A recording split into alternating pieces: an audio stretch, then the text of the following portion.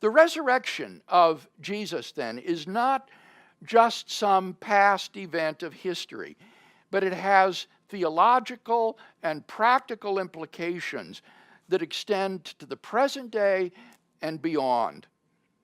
It was an act of God that vindicated Jesus' personal claims to divinity. It completes the atoning work of the cross by revealing its saving significance and by breaking the power of sin, death, and hell. It makes possible a personal relationship with the living Lord today. It holds out the prospect of personal immortality for each one of us, thereby filling our present lives with eternal significance. It serves to rectify the manifold shortcomings of this earthly life by promising a resurrection life to come with complete physical and psychological healing.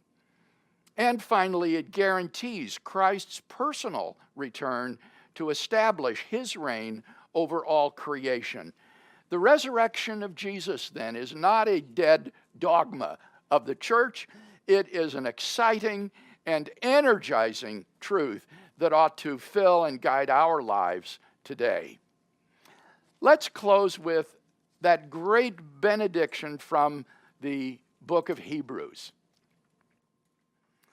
Now may the God of peace, who brought again from the dead our Lord Jesus, the great shepherd of the sheep, by the blood of the eternal covenant, equip you with everything good, that you may do his will, working in you that which is pleasing in his sight, through Jesus Christ, to whom be glory forever and ever.